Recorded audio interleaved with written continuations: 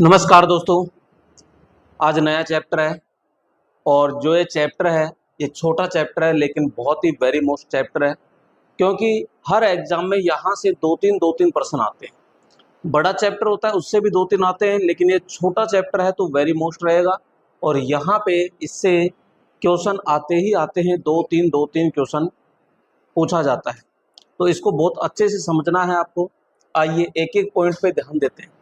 Chapter का नाम है यहाँ पे बहुकला प्रणाली, इंग्लिश में बोले तो पॉलीफेज सिस्टम। बहुकला प्रणाली, थोड़ा सा इसका संधि विच्छेद टाइप में कीजिए। बहु का मतलब होता है बहुत सारे, यानी अनेक। पोली, कला का मतलब होता है फेज, जिसे आप चरण, फेज, ठीक है, विद्युन्मय आदि कहते हो। और प्रणाली का मतलब होता है सिस्टम, यानी अनेक सारे फेजों के बारे में जानकारी प्राप्त करना।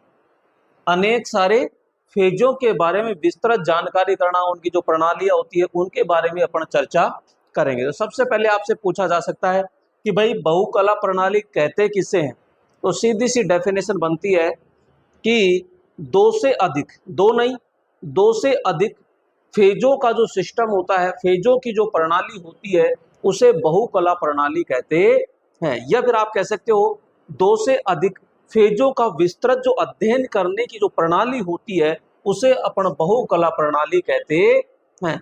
फिर इसको दो भागों में तोड़ेंगे अपन। एक होता है सिंगल फेज, एक होता है थ्री फेज। तो इस दो भागों में अपन विस्तृत जानकारी करेंगे। सबसे पहले इसकी डेफिनेशन लिखते हैं यहाँ पे। तो लिखने में तो क्या आता है, जैसे दो या दो से अधिक, दो या दो से अधिक, दो या दो से अधिक अधिक फेजों की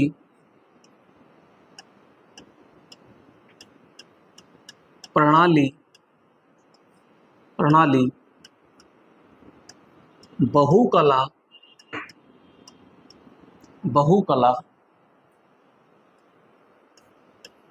प्रणाली कहलाती है।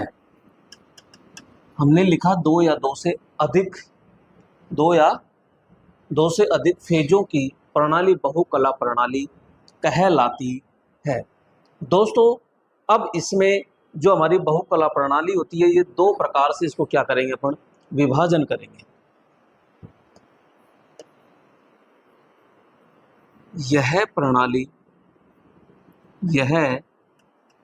प्रणाली दो प्रकार की होती है, दो प्रकार की होती है। कितने प्रकार की होगी, दो प्रकार की होती है। पहला, जैसे कि यहाँ पे हम पढ़ते हैं कि एकल कला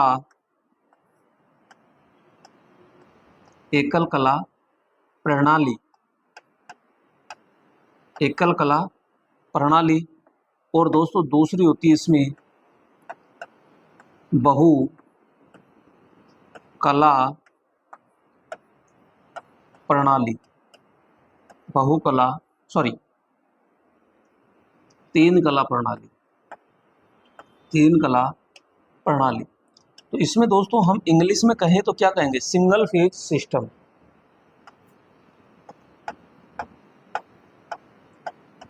सिंगल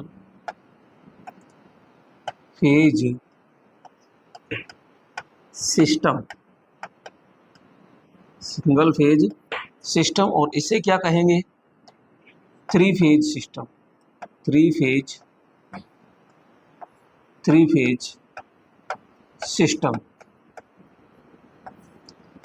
फेज सिस्टम, इतना उतार लीजिए।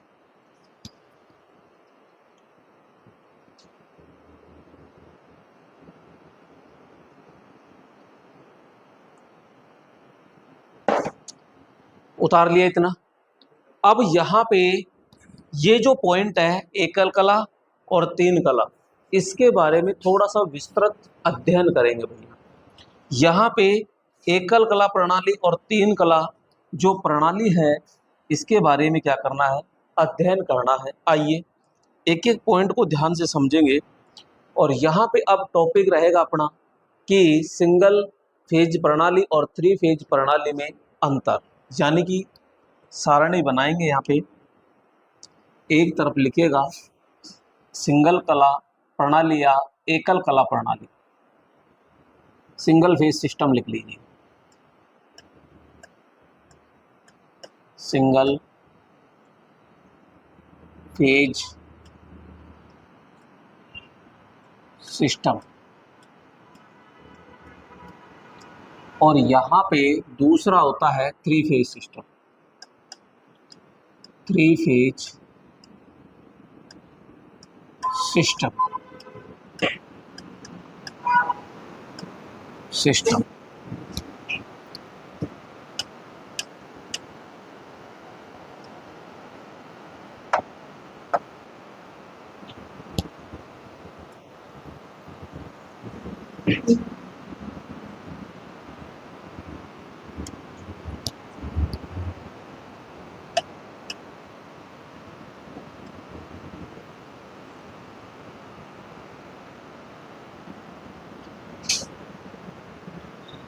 यहाँ आइए अब एक एक पॉइंट के बारे में हम जानकारी लेते हैं।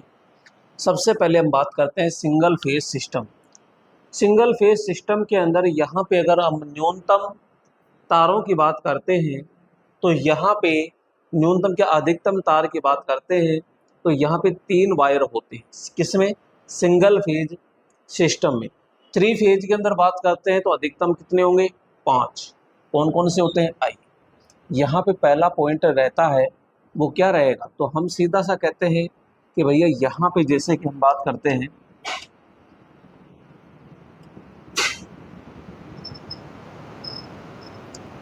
इस प्रकार से है, तो यहाँ पे जैसे 3 पॉइंट इसमें रहेंगे और 3 पॉइंट रहेंगे तो कितने तार होंगे, तो हम कहेंगे 3। ये कौन कौन से होते हैं, तो यहाँ पे सीधा सा हम लिखेंगे कि भैया यहाँ पे एक फेज होता है। इसको चलो मैं दूसरे तरीके से समझा दूँ। ये कैसे हटेगा,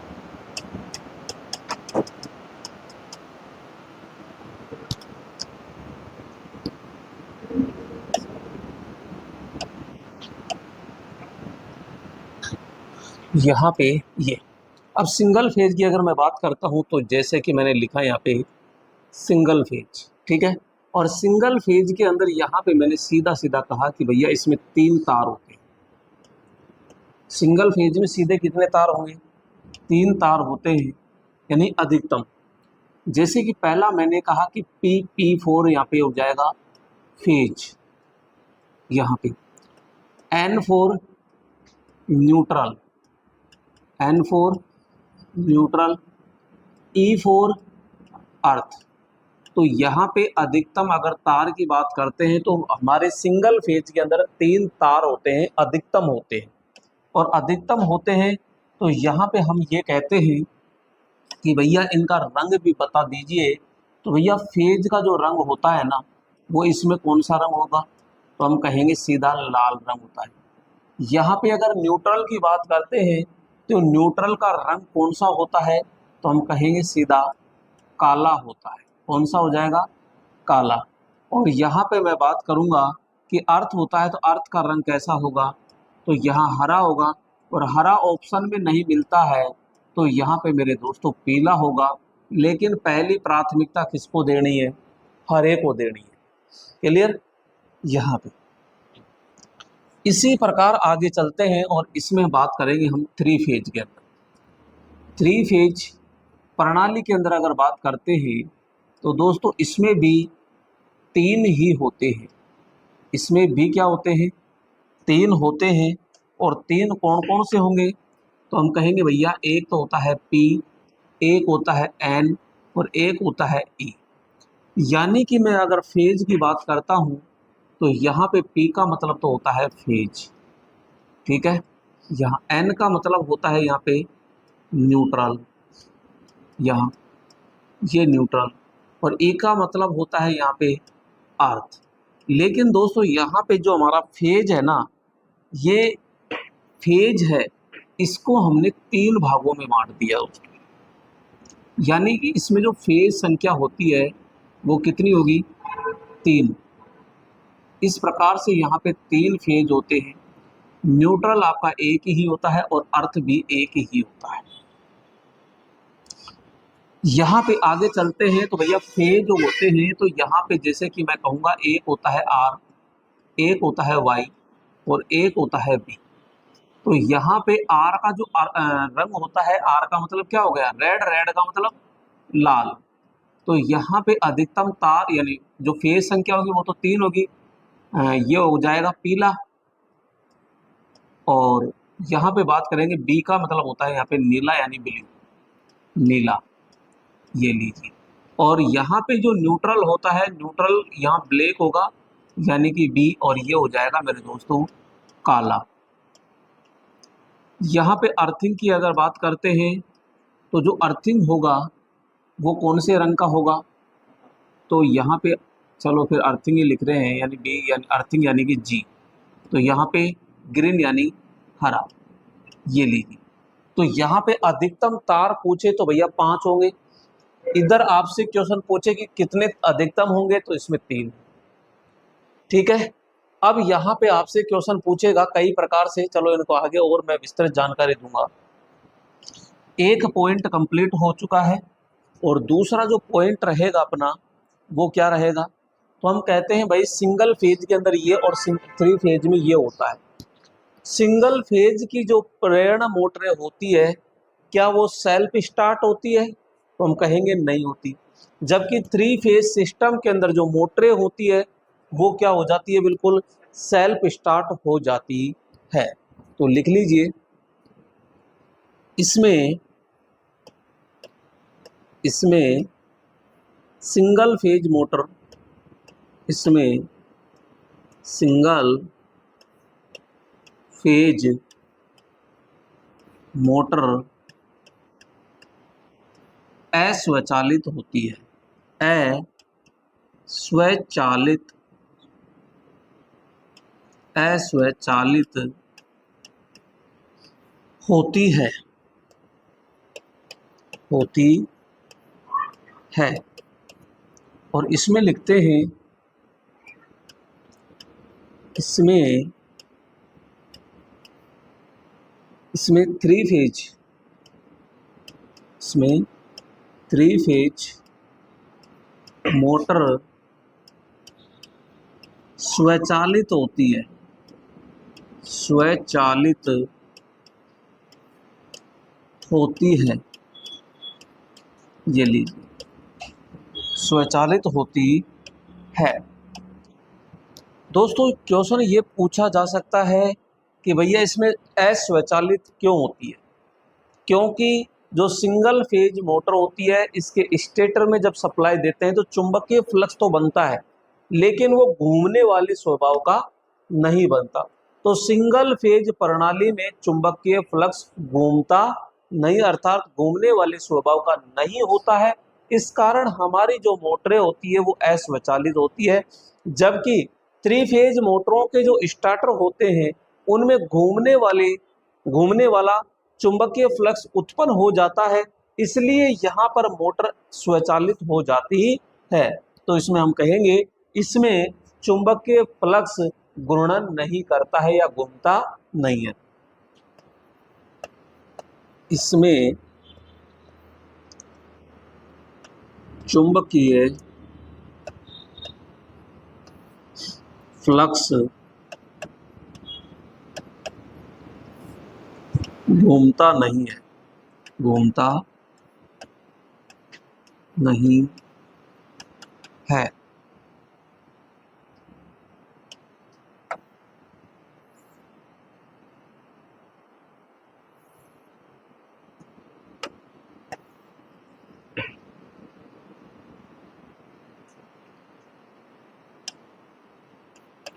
इसमें चुंबकीय फ्लक्स घूमता है, यानी घूमने वाले स्वभाव का होता है। नेक्स्ट दोस्तों, अगर मैं समान क्षमता पे आकार की बात करता हूं, सिंगल फेज और थ्री फेज, तो यहाँ पे जो हमारे सिंगल फेज सिस्टम है इसमें मशीनों का आकार छोटा होगा और थ्री फेज में आकार क्या होता है, बड़ा होता है। इसमें मशीनों का आकार छोटा होता है।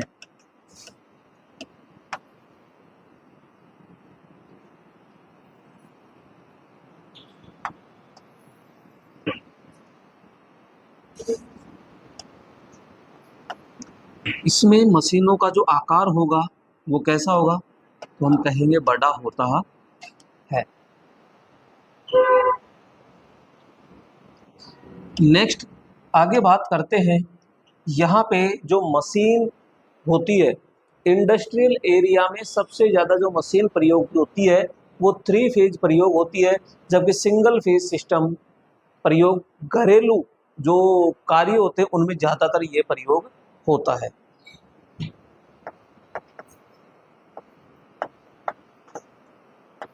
इसका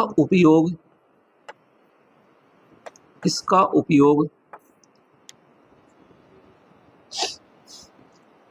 घरेलू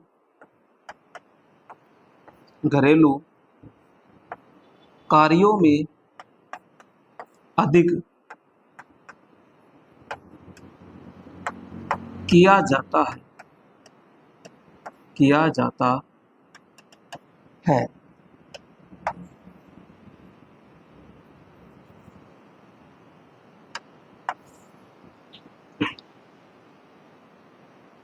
और इसमें बात करते हैं, इसका उपयोग जो हमारे औद्योगिक क्षेत्र होते हैं यानी उद्योग, उसमें अधिक किया जाता है।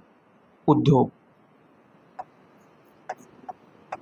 या औद्योगिक,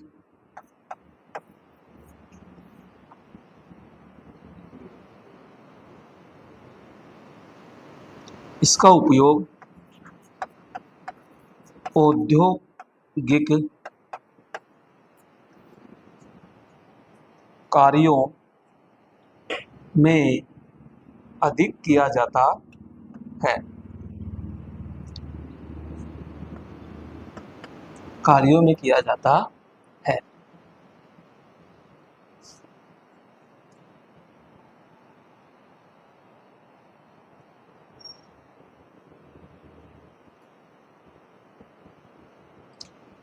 ठीक है, आगे देखो, यहाँ पे हम बात करते हैं कि भैया जैसे पावर होती है, सिंगल फेज प्रणाली में जो पावर होती है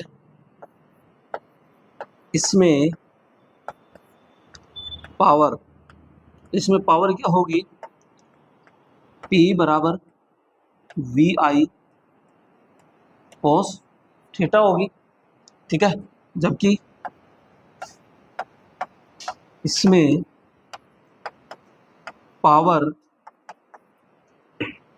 P बराबर √3 VL IL cos थीटा होती है।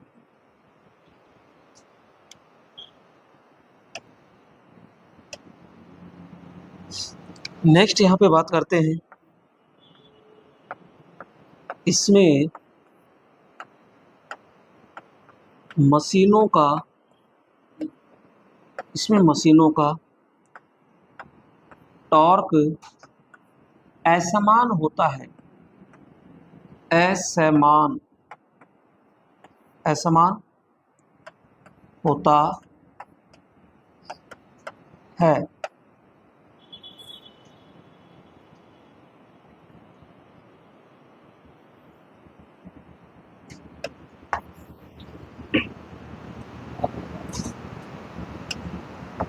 और इसमें जो मशीनों का जो टॉर्क रहेगा वो क्या रहेगा, हम कहते हैं समान होता है।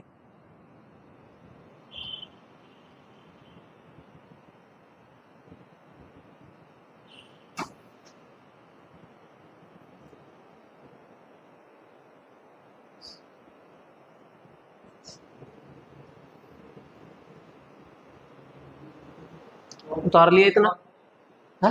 हाँ, टॉर्क बल आघूर्ण, हिंदी में बल आघूर्ण कहते हैं टॉर्क को। इसको क्या कहेंगे? यद बल आघूर्ण। टॉर्क यानी बल आघूर्ण।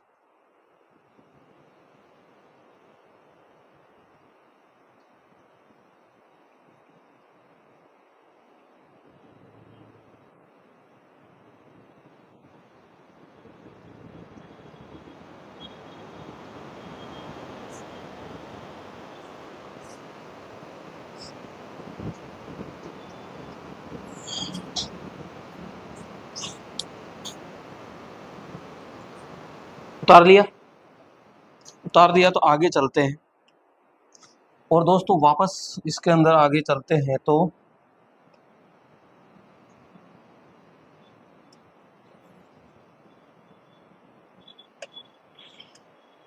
यहां पे देखो, क्वेश्चन पूछा जाता है सिंगल फेज होता है और थ्री फेज होता है, तो दोनों में दोष ढूंढना किस में आसान होता है?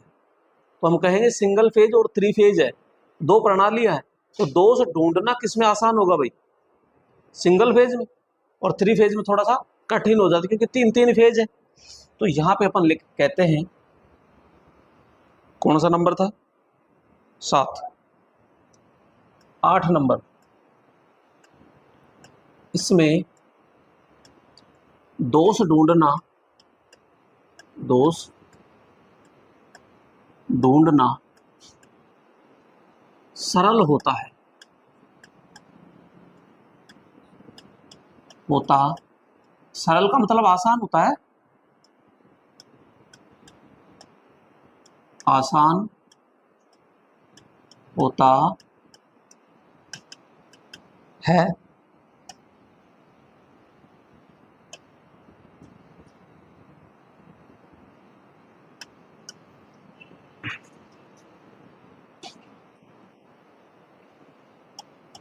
इसमें दोष ढूंढना आसान, यानी आसान की जगह क्या लिख दें? कठिन होता है, कठिन होता है। नेक्स्ट यहां पे हम बात करते हैं 9 नंबर कि दोस्तों इनमें क्षमता किसमें ज्यादा होती है? तो हम कहेंगे सिंगल फेज जो मशीनें होंगी उनमें क्षमता कम होती है, थ्री फेज के अंदर जो क्षमता होती है वो अधिक होती है।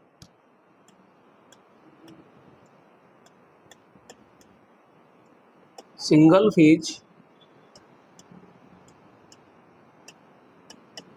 मशीनों में क्षमता कम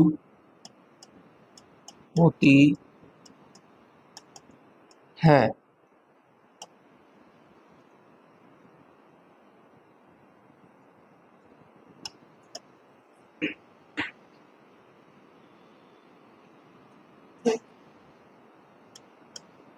और इसमें क्षमता क्या हो जाएगी? अधिक।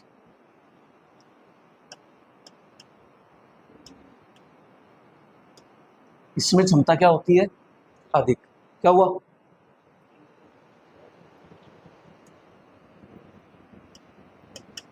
थ्री फेज मशीनों में क्षमता अधिक होती है।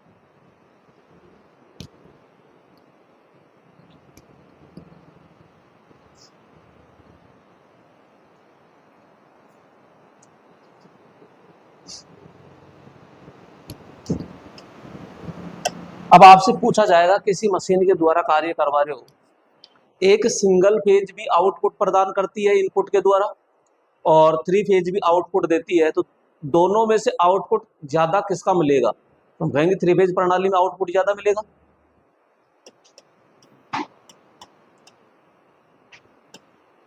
इसमें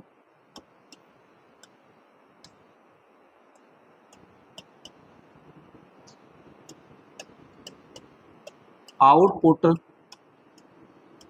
इसमें आउटपुट निम्न प्राप्त होता है, प्राप्त होता है।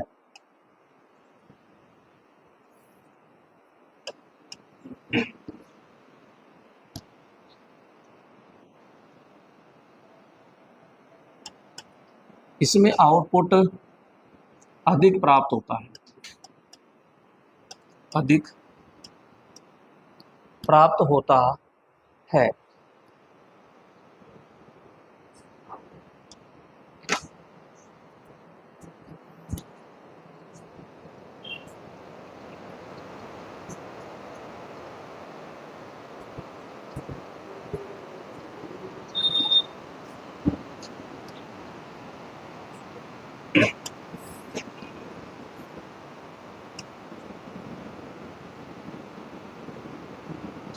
आगे देखो, यहाँ पे हम कहते हैं सिंगल फेज प्रणाली है, थ्री फेज प्रणाली है। अगर जैसे सपोज करो शादी समारोह है और उसमें एक हमारा अल्टरनेटर चल रहा है लेकिन उसकी पार नहीं पड़ रही, तो हम दूसरा लगाएंगे, तीसरा लगाएंगे, उनको समांतर क्रम में जोड़ा जाता है, उसे कहते हैं सिंक्रोनाइजेशन। क्या कहते हैं? सिंक्रोनाइजेशन, यानी तुल्यकालीकरण कहते हैं। तो यहाँ पे सिंगल फेज और एक थ्री फेज, तो दोनों में सिंक्रोनाइज करना आसान किस में होता है? तो हम कहेंगे थ्री फेज में सिंक्रोनाइजेशन करना बहुत आसान होता है, जबकि इसमें सिंक्रोनाइजेशन करना कठिन होता है।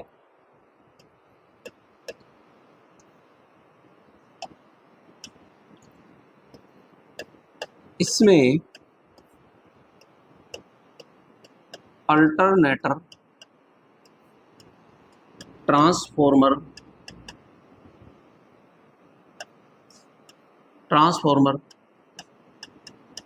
आदि का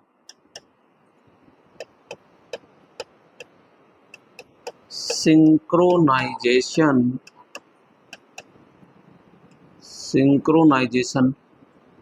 करना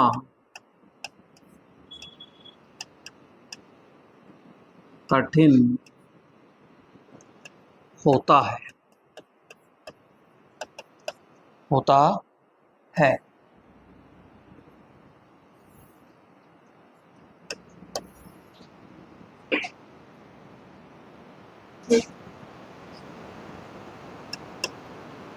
तो इसमें क्या हो जाएगा? आसान, यानी इसमें से आसान होता है, आसान होता है।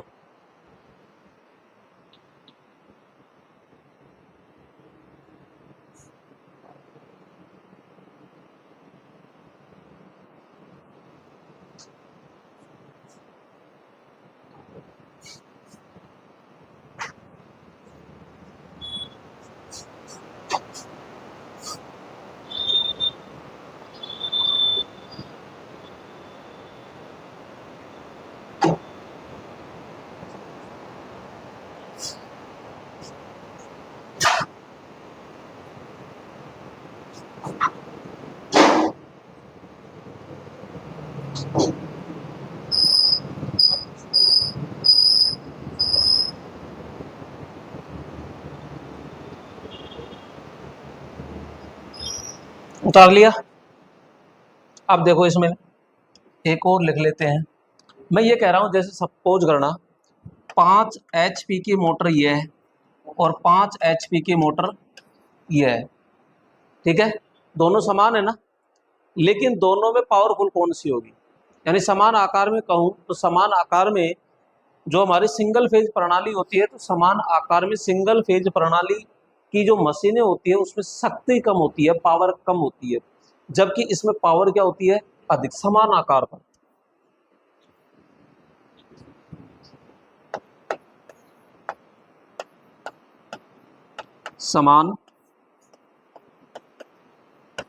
समान आकार पर सिंगल फेज, समान आकार पर सिंगल फेज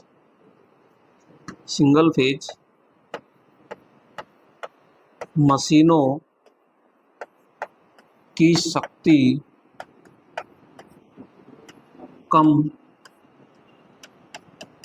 होती है।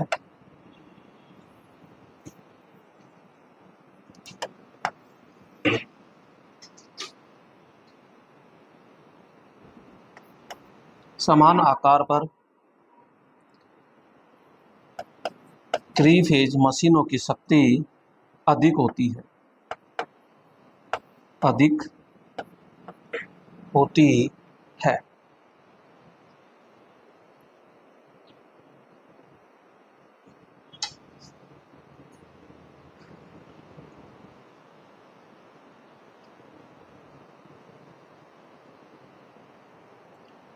तो यहाँ पे ये अपन ने जो भी 10-12 अंतर लिखे वो सिंगल फेज प्रणाली और 3 फेज प्रणाली के अंदर आते हैं।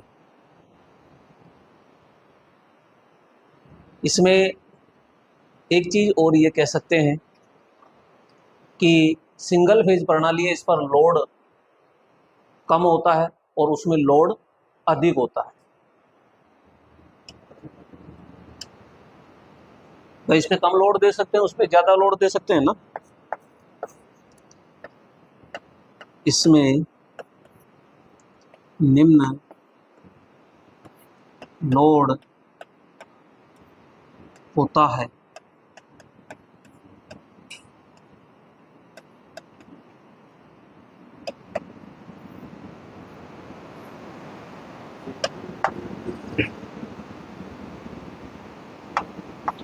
इसमें निम्न की जगह क्या कर देंगे, अधिक। एक मिनट, इसमें निम्न लोड, वैसे ये लैंग्वेज सही है, इसमें निम्न लोड प्राप्त करते हैं, इसमें अधिक लोड प्राप्त करते हैं, ये ठीक रहेगा। इसमें निम्न लोड प्राप्त, निम्न लोड प्राप्त करते हैं और इसमें अधिक लोड प्राप्त करते हैं।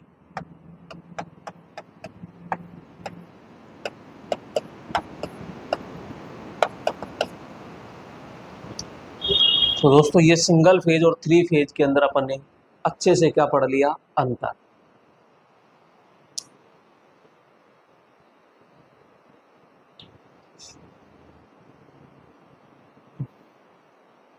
चले आगे। तो आगे देखो, आगे यहां पे दोस्तों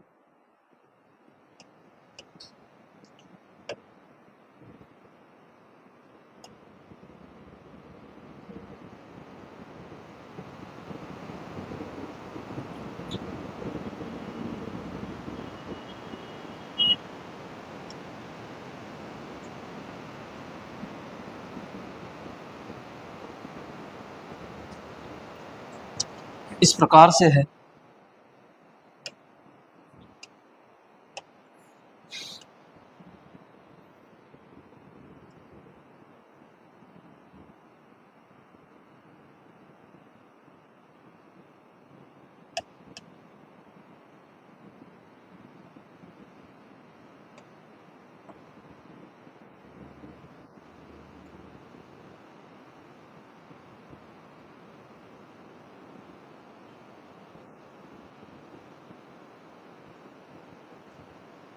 ये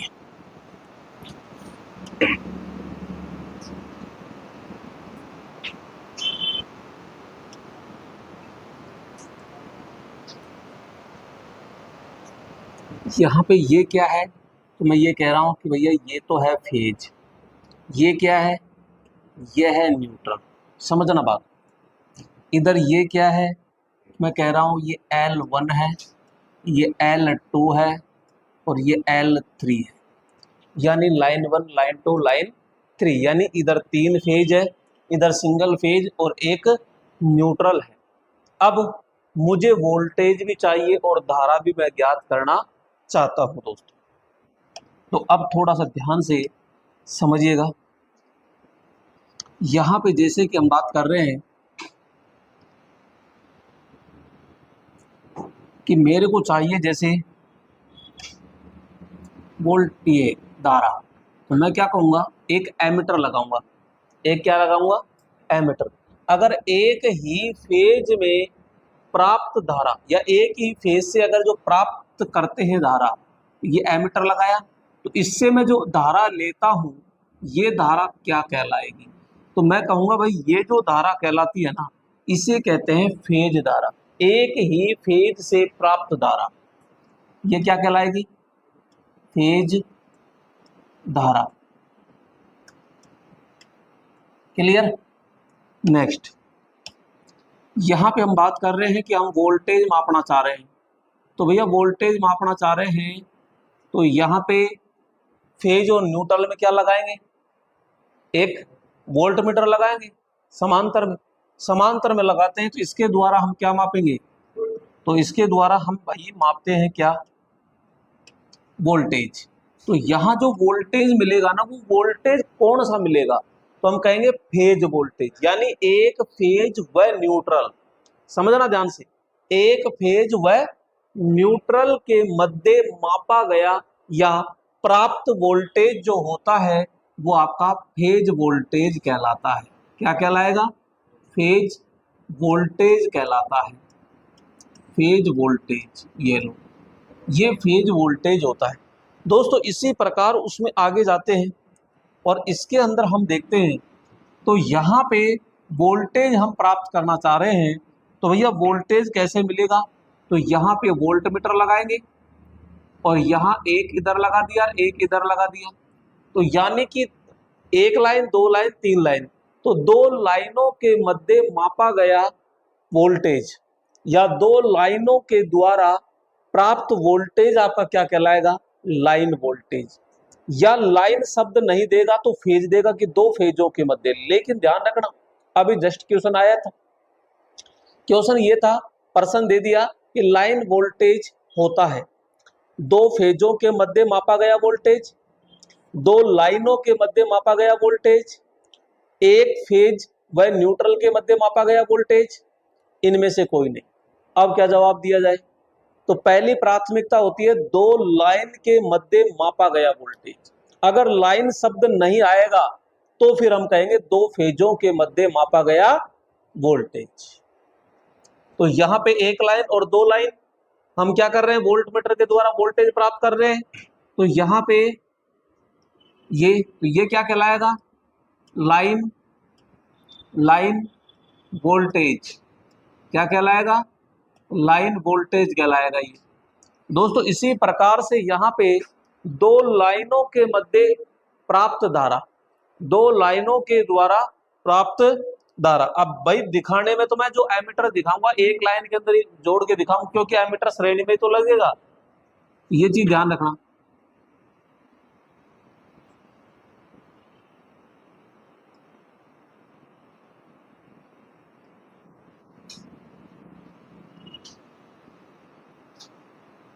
ये एमीटर हो गया।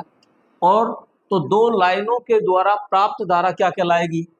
तो यहां पे हम कहेंगे लाइन धारा। क्या कहेंगे? लाइन धारा। मुझे ये बताइए पहले, ये तीनों शब्द, सॉरी चारों शब्द समझ में आए क्या? तो यहाँ पे जैसे कि हम कह रहे हैं कि भैया ये फेज धारा है, तो फेज धारा को लिखते कैसे हैं? तो भैया सबसे पहले तो धारा लिखो, सबसे पहले धारा लिखिएगा। यहां पे मैं कह रहा हूं सबसे पहले आप क्या लिखिए? धारा। और कौन सी है? फेज, तो पी एच लगा दीजिए, पी एच। इसी प्रकार यहाँ पे क्या लिखोगे? आई लिखोगे। लेकिन कौन सी, सॉरी ये तो फेज धारा है ना, हाँ सही है, ये वोल्टेज है। तो यहाँ पे वोल्टेज लिख दो, कौन सी है? फेज, तो पी एच लिख दीजिए। ये इस प्रकार से अपन डिनोट करते हैं। इसी प्रकार इधर देखो, लाइन वोल्टेज है तो वोल्टेज लिखिएगा और लाइन के लिए एल नीचे लगा दीजिए, तो इसको लाइन वोल्टेज लिखते हैं इस प्रकार से। और इधर लाइन धारा की बात करते हैं तो भैया धारा तो है लेकिन कौन सी है? एल, तो यहाँ लाइन धारा, इस प्रकार से। अब इनके क्या लिखेंगे अपन? डेफिनेशन। तो 4 पॉइंट हो गए अपने पास में, 1 2 3 4, और चारों को अपन लिख लेते हैं। ये तो मैंने शॉर्ट में समझा दिया, तो भाई लिखावट भी तो होनी चाहिए ना कम से कम। फिर आप 2 दिन बाद में गाड़ी काटोगे, गुरुजी शॉर्ट में लिखा दिया। सबसे पहले लिख लेते हैं फेज धारा, नहीं काटोगे?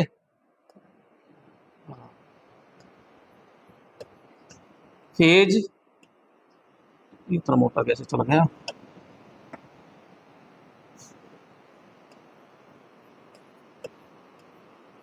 फेज धारा, फेज धारा को फेज करंट कह सकते हैं क्या? फेज करंट को कला धारा कह सकते हैं क्या? अरे हाँ, फेज को हिंदी में कला ही तो कहते हैं, कंफ्यूज हो जाते हो मिनटों में। तो यहाँ फेज धारा, और भैया फेज धारा को मैं डायरेक्ट यहीं शॉर्ट में आई पी एच, तो इसका प्रतीक यहीं पे लिख दिया ये लो। बाद में ये मत कहना गुरुजी प्रतीक नहीं लिखाया। तो ये क्या है, तो सीधा सा कहेंगे एक ही फेज में प्राप्त धारा क्या कहलाएगी? फेज धारा। लिखिएगा, एक ही फेज, एक ही फेज में प्राप्त धारा, एक ही फेज में प्राप्त धारा, प्राप्त धारा फेज धारा कहलाती है। फेज धारा होती है, होती है। नेक्स्ट, अब ले लीजिए फेज वोल्टेज।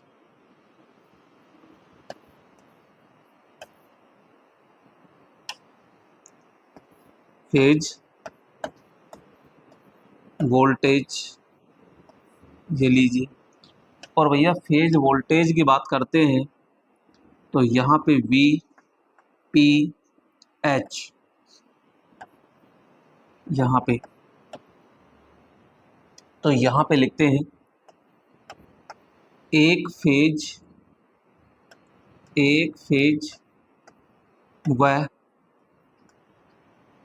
न्यूट्रल, एक फेज व न्यूट्रल के मध्य, के मध्य प्राप्त, प्राप्त वोल्टेज, प्राप्त वोल्टेज फेज वोल्टेज होता है। प्राप्त वोल्टेज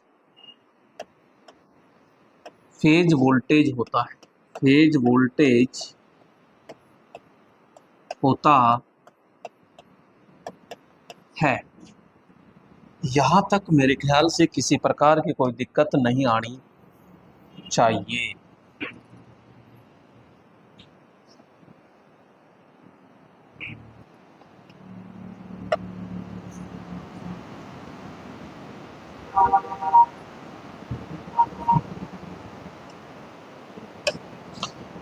अब यहां पे हम बात करते हैं किसकी?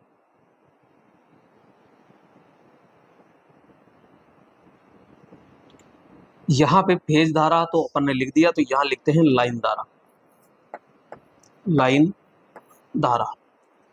और भैया यहां पे लाइन धारा हो गया, तो यहां पे क्या आ जाएगा?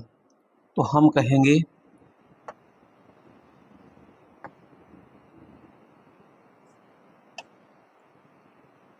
धारा तो रहेगा, लेकिन कौन सी धारा?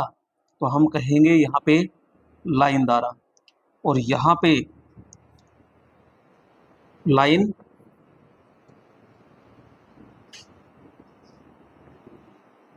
VL।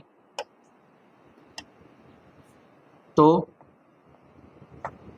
लाइन वोल्टेज, तो यहाँ पे क्या कहेंगे हम? सीधा लाइन धारा है तो दो फेज से, दो फेज में प्राप्त धारा, दो फेज,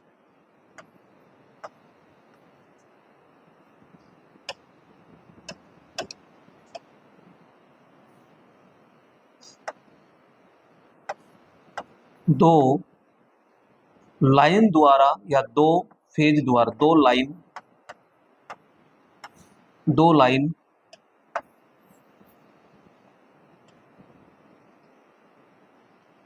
दो लाइन द्वारा, दो लाइन द्वारा प्राप्त धारा क्या कहलाएगी? लाइन धारा कहलाती है, लाइन धारा होती है। जबकि यहाँ पे हम क्या कहते हैं कि भैया दो लाइनों के मध्य, दो लाइनों, दो लाइन कह दीजिए या मैंने पहले ही कहा था, आप शायद भूल गए, क्योंकि मैंने वो शब्द लिखते समय बोला था, शायद आप ख्यालों में खो रहे हो। शादी हो गई क्या? नहीं हुई। तो रोड पे थोड़ा सा ध्यान कम दिया करो, क्योंकि बोलने में आपका डबल आएगा और दर्शाने में एक आएगा, क्योंकि मैं डायरेक्ट ऐसे दर्शा दूंगा तो ऐसे तो क्रॉस हो जाएगा, समांतर हो जाएगा, तो एक यहाँ लगेगा और एक यहाँ लगेगा, तो दोनों से जो प्राप्त धारा होती है उससे वो लाइन धारा होती है। लिखने में या दर्शाने में एक ही दर्शाया जाता है। दो लाइनों, या मेरे दोस्तों यहाँ पे क्या लिखूंगा, फेज,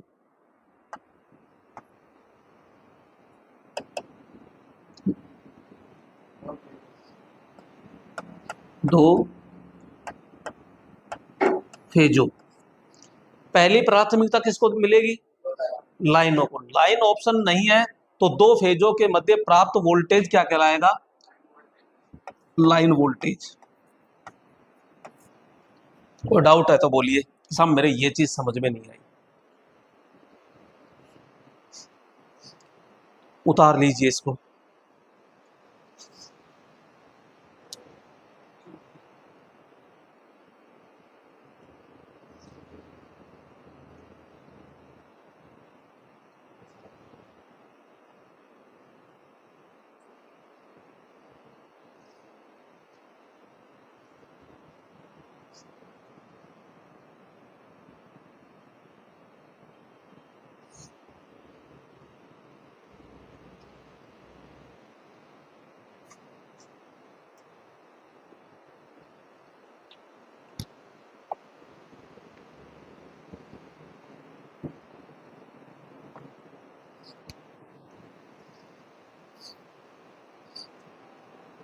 उतार लिया भाई।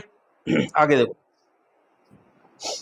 आगे देखते हैं यहाँ पे कि हमने 4 पॉइंट पढ़े, और 4 पॉइंट पढ़े तो इससे रिलेटेड वो कोण का मान पूछ लेता है कई बार। तो यहां सबसे पहले देखो,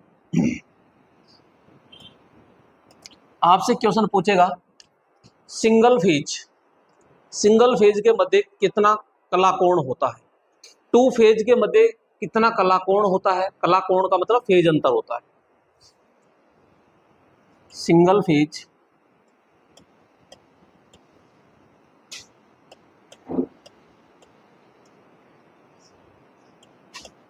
सिंगल फेज, ध्यान रखना, देखो सिंगल फेज में ऐसे लिख रहा हूं और इसको कैसे लिखते हैं, इस तरह। तो बाद में जब मैं पढ़ाऊंगा तो मैं सिंगल फेज को इस तरह लिखूंगा, सिंगल फेज के मध्य, सिंगल फेज के मध्य कला, कला कोण, और कला कोण को मैं क्या लिखूंगा यहाँ पे, क्या लिख दिया ये,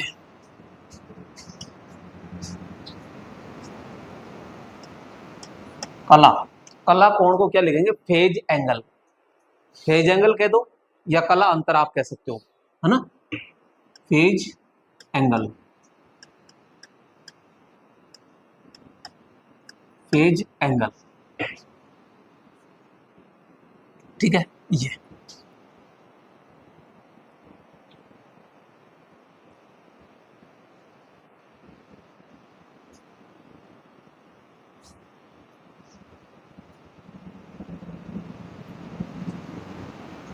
नेक्स्ट आगे,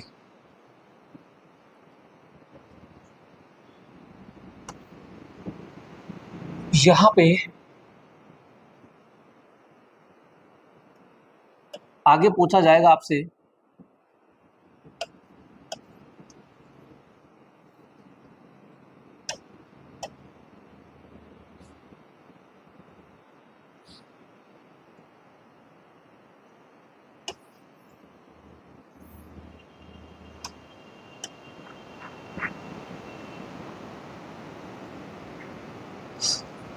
सिंगल की जगह क्या पूछेगा वो, दो, यानी दो फेज के मध्य कला कोण कितना होगा। फिर आपसे पूछेगा 3 फेज के मध्य कला कोण कितना होगा। फिर मेरे दोस्तों आपसे पूछेगा वो क्या, एक चीज ध्यान से समझना, एक होता है यहाँ पे मैंने लिखा है लाइन वोल्टेज और एक लिखा है फेज वोल्टेज। क्या, लाइन वोल्टेज और एक लिखा है फेज वोल्टेज, इनके मध्य में कितना अंतर होता है।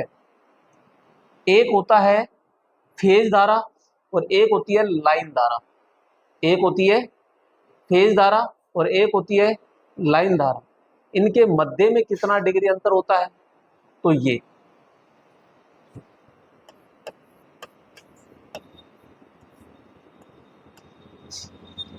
लाइन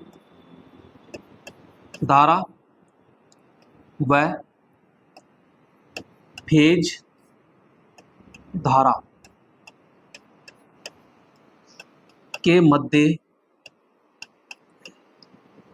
कला कोण, ये एक होता है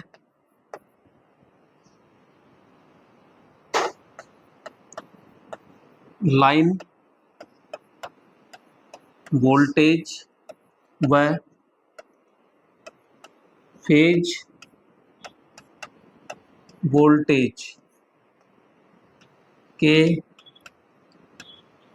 मध्य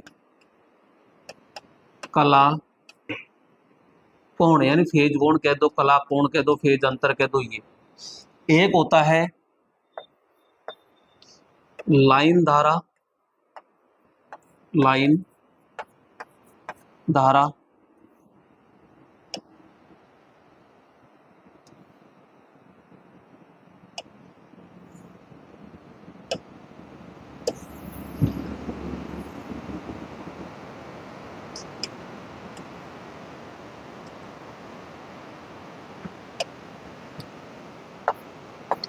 यानी लाइन धारा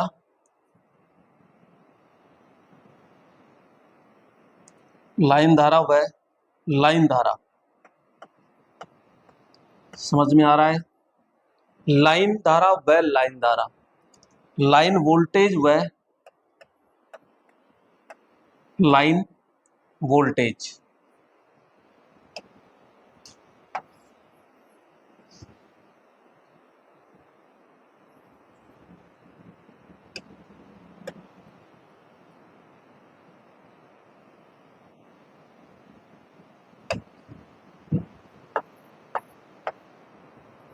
यहां पे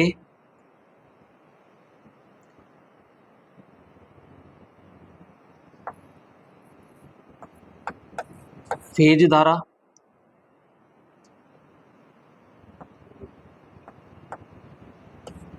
और यहां फेज वोल्टेज,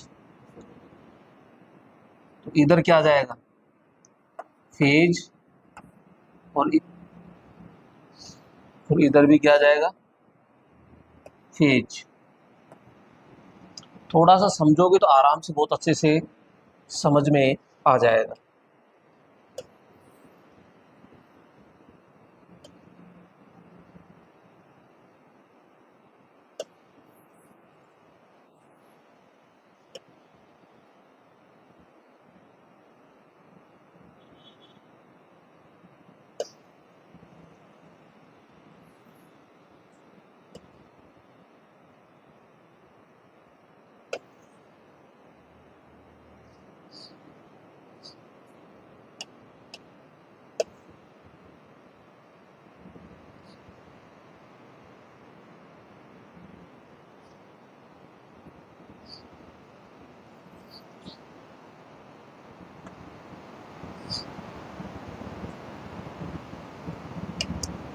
अब दोस्तों यहाँ पे आपको अच्छे से समझना है क्या कहना चाह रहा हूं।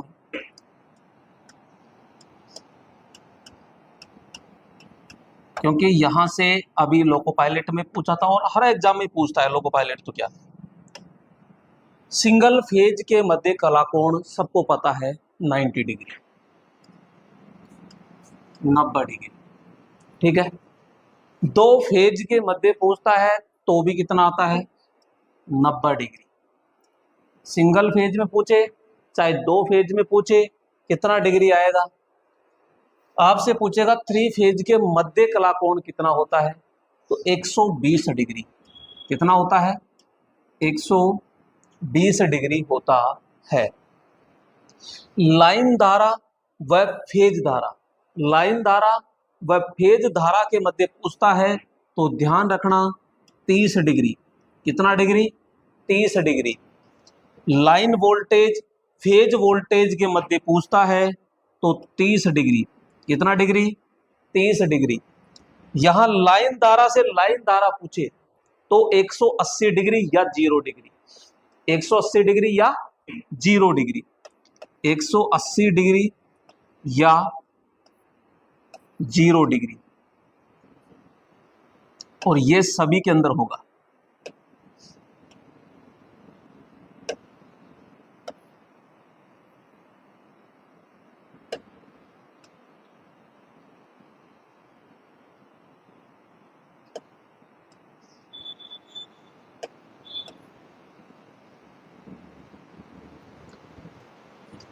तो यहां पे हम बात करेंगे लाइन वोल्टेज से लाइन वोल्टेज 180 या 0।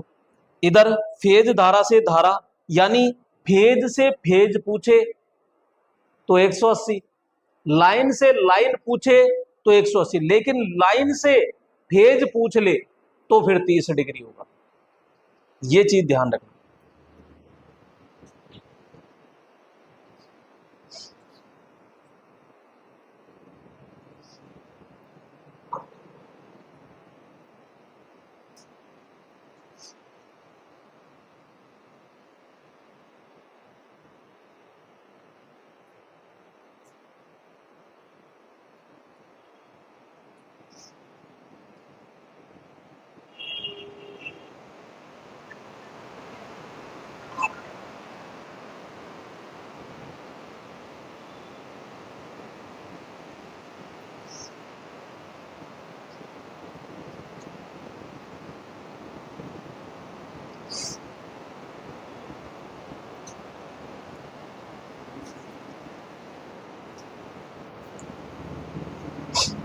उतार लिया?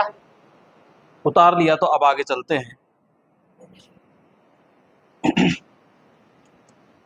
दोस्तों सिंगल फेज होता है, तो सिंगल फेज की जांच करते हैं तो फेज टेस्टर हम प्रयोग ले लेते हैं। लेकिन जैसे तीन फेज है और तीन फेज है तो उसका फेज क्रम जांचने के लिए, क्या फेज क्रम, यानी RYB है या और कुछ है, उल्टा तो नहीं है कहीं, तो उसकी जांच करने के लिए किसका प्रयोग किया जाता है, तो यहां पे हम लिखते हैं ओनली। आपसे क्या पूछे?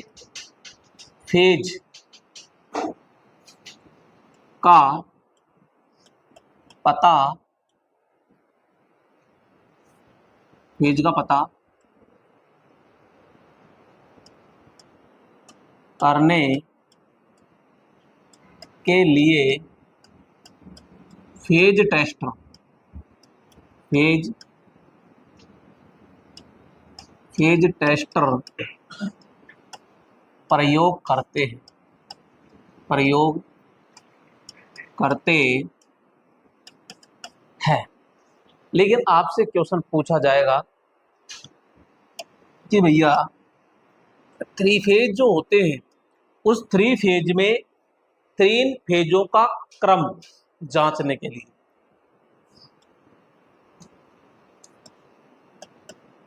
थ्री फेज में फेजों का सही क्रम, फेजों का सही क्रम, सही क्रम जांचने के लिए, जांचने के लिए, जांचने के लिए फेज क्रम टेस्टर, फेज क्रम, फेज क्रम टेस्टर, टेस्टर जिसे कला अनुक्रम प्रदर्शक भी कहते हैं, कला नु क्रम प्रदर्शक, प्रदर्शक प्रयोग करते हैं, प्रयोग करते हैं। अब दोस्तों यहाँ पे इसे फेज सीक्वेंस मीटर भी कहते हैं। कहाँ लिखो,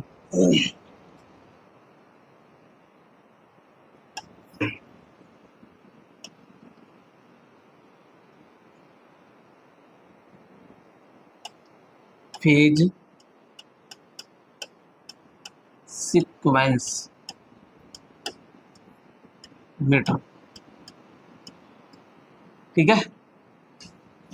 फेज सीक्वेंस मीटर, सीक्वेंस का मतलब क्रम में, तो यहाँ पे फेज सीक्वेंस मीटर कह दीजिए, फेज क्रम टेस्टर कह दीजिए, फेज टेस्टर नहीं, फेज क्रम टेस्टर, या फिर कला अनुक्रम, यानी कला का अनुक्रम, कला अनुक्रम प्रदर्शक।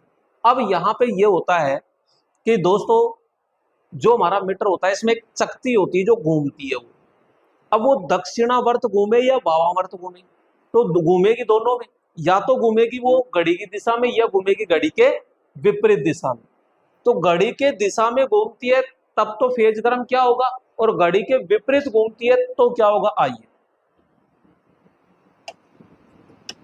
यहां पे अपन कहते हैं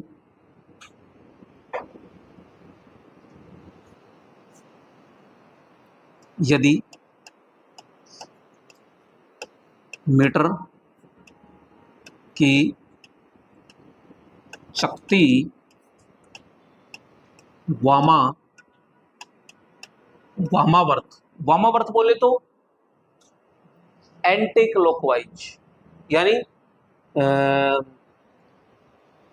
दक्षिणावर्त, और एक होता है वामावर्ती होता है, यानी एंटी क्लॉकवाइज लिख सकते हो आप, है ना,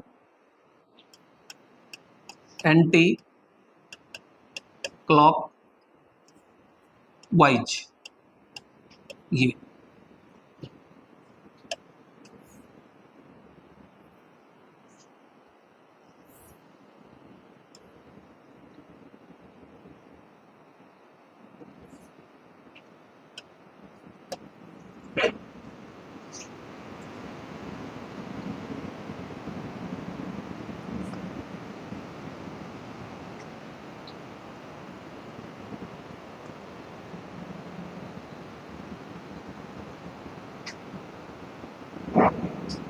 चक्र,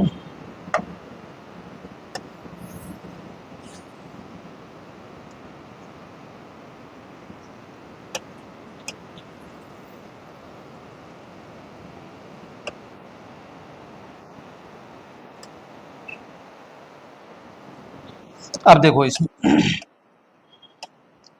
यदि मीटर की शक्ति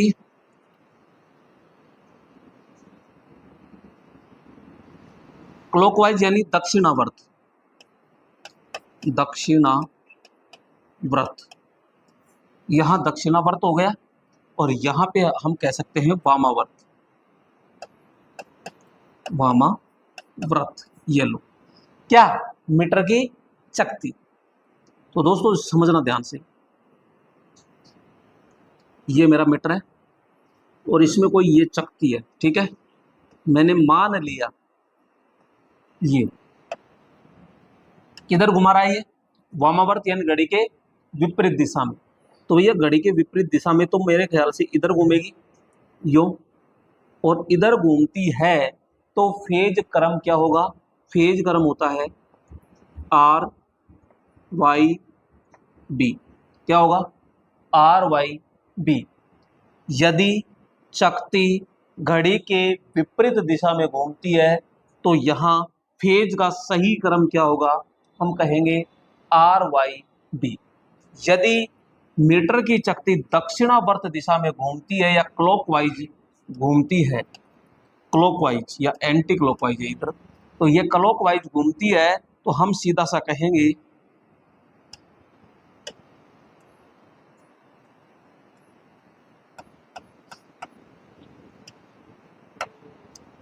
इधर, यहां पे, तो यहां पे ये कैसे हो जाएगा, तो यहां कहेंगे कि आर बी, इधर तो वाई है, इधर क्या आ जाएगा आर बी वाई, अरे करना कुछ नहीं है, देखो जैसे कि मैंने कहा कि इस प्रकार से है, तो ये आर वाई और ये बी है, क्लियर। अब जैसे सपोज करते हैं ये इधर जा रहा है, ये इधर जा रहा है, तो आपने क्या लिखा कि आर वाई बी लिखा, आर वाई बी लिखा। अब आपको उल्टा घुमाना है, तो उल्टा घुमाना है तो करना क्या, स्टार्ट कहां से किया था आपने, यहां से, तो अब उल्टा कर दो ना, तो इसको तो इधर कर दो, इसको इधर कर दो और इसको इधर कर दो, तो क्या लिखेंगे, आर बी वाई, इस प्रकार से होता है।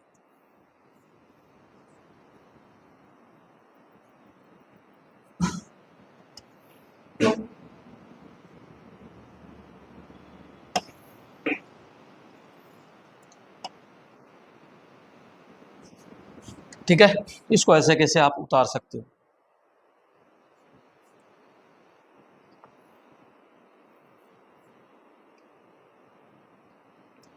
यदि मीटर की चकती वामावर्त यानी एंटी क्लॉकवाइज हो,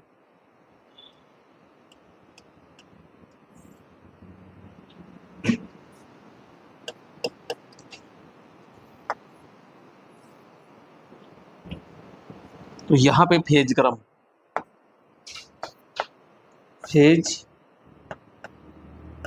कब, जब एंटी क्लॉकवाइज हो, फेज क्रम, और ये होता है RB1। ये तो बहुत नियर चांस है पूछने का, सबसे ज्यादा पूछेगा ये कि फेज क्रम किस मीटर से ज्ञात करते हैं, तो सीक्वेंस मीटर कह दीजिए, कालानुक्रम प्रदर्शक कह दीजिए, ठीक है, फेज मीटर कह दीजिए।